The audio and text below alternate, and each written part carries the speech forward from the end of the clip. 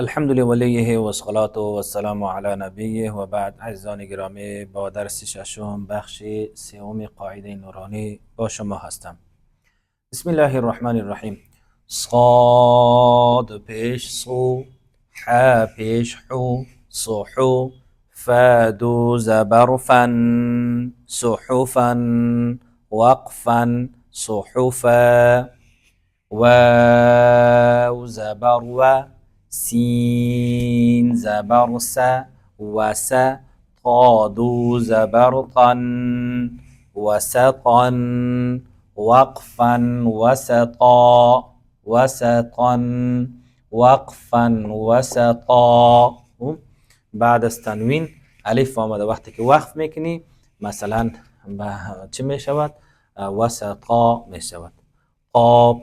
طا زبر طا، با زبر با، طابا، قاف دو زیر قن، طابق، وقفا، طابق، طابق.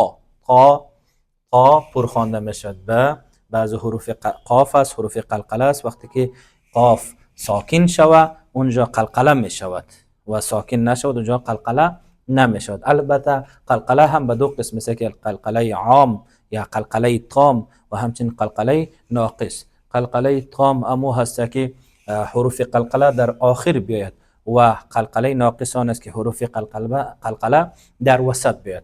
طابق، وقفا، طابق. طا زبر طا، با زبر با، طابا، قاف دو زبر قن، طبقا، وقفا، طبقا.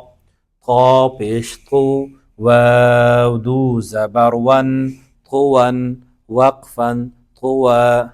اینجا هم یک سوال می شود که چرا بعد از واو تنوین خو آمده؟ خودش درست است. چرا یا آمده؟ البته این در رسم الخط عربی هست و همچنین وقتی که وقف میکنی بعد از واو امی یا هم الفی که می باشد این گونه می در قرآن کریم رسم الخط است. طوا، وقفا، طوا. عین زبر ع، با زبر با، عبا، سین زبر س، عبس، وقفا، عبس.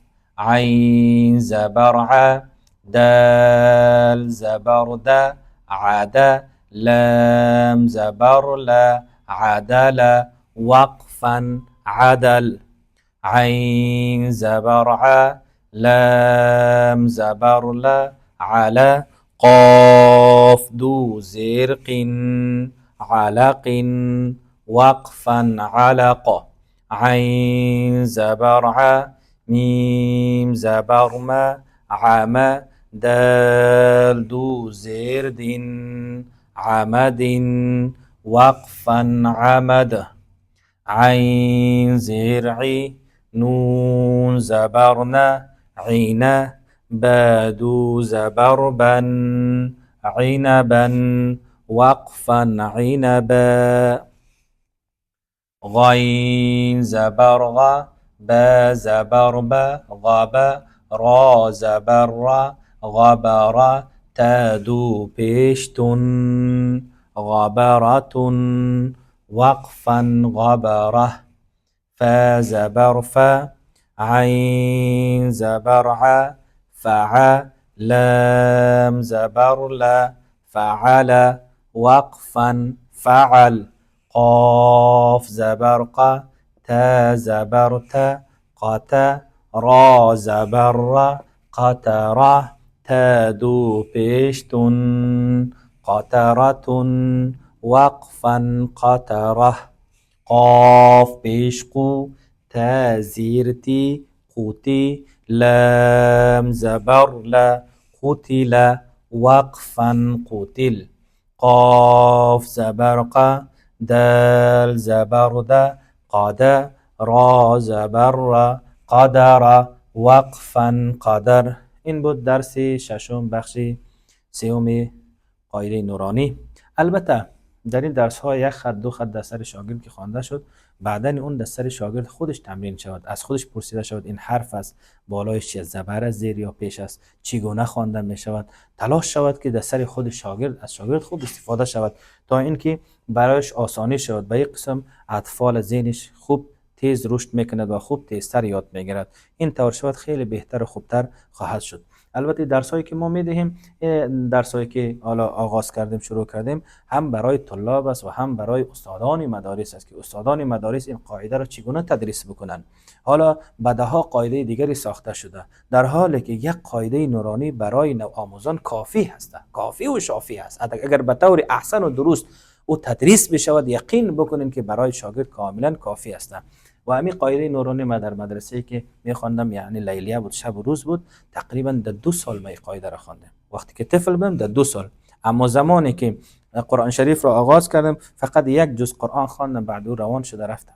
چرا؟ در کجا هست گپ در اینجا هست که قاعده نورانی باید درست تدریس کرده شود و قاعده نورانی امروزه درست تدریس نمیشد. حالا چندین قاعده های دیگری برآمده. خب به هر صورت هر کسی نظریه خود داره، ولی نظریه من امین است که اگر قاعده نورانی به طور احسن تدریس شود، درست فهمانیده شود، نیاز و ضرورت به دیگر قاعده ها ندارد، فی الفور از قرآن شروع بکنند و بعد اون در قرآن کریم قواعد تجوید هم به همراه شروع شد تا اینکه قاعده قرآن کریم ناظره یعنی روانخوانی ختم میشد.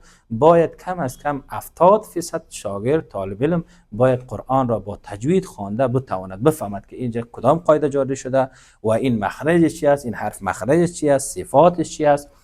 این را باید خوبتر و بهتر فهمیده بتواند. خداوند عزوجل برای همین من و شما یادگیری و یاددهی درست قواعد قرآن کریم و درست خواندن قرآن کریم را نصیب بفرماید. آمین یا رب العالمین. والسلام علیکم و رحمت الله و برکاته.